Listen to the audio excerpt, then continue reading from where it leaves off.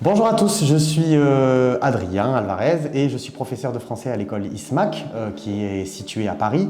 Et aujourd'hui, je voudrais vous expliquer quelque chose qui est souvent un peu difficile pour les étudiants et que les étudiants confondent à l'écrit ou à l'oral en français.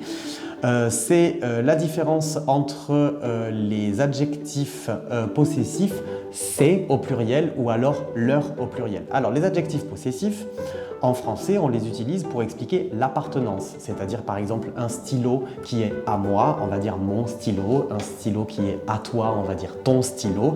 Donc mon, ma, mes pour je, c'est-à-dire masculin, féminin, pluriel. Après pour tu, ton, ta, tes. Pour il et elle, son, sa, ses. Donc c'est là qu'il y a le fameux c'est au pluriel. Pour nous et vous, notre, nos, singulier, pluriel, votre, vos, singulier, pluriel.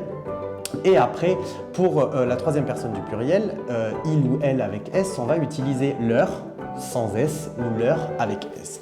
Alors qu'est-ce qui se passe? Souvent les étudiants apprennent ça, ils le connaissent bien, mais après en expression orale, ils vont un peu mélanger le c'est pour il singulier ou elle singulier et le leur pour il pluriel et elle pluriel aussi.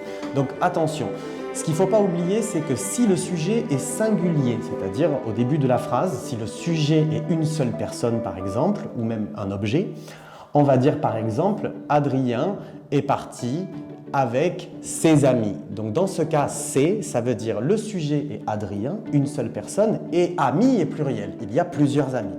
Ensuite, si dans le sujet, il y a deux personnes ou objets, c'est-à-dire que si le sujet est pluriel, on va dire par exemple « Adrien et Lola sont partis avec leurs amis ». Donc dans ce cas, les deux sujets sont pluriels.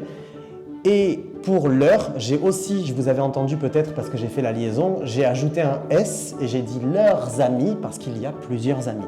Donc quand vous faites la différence entre c'est ou leur, essayez de ne pas oublier de bien regarder le sujet. Si dans le sujet, il y a une seule personne ou un seul objet, ou alors si dans le sujet, il y a plusieurs personnes ou plusieurs objets.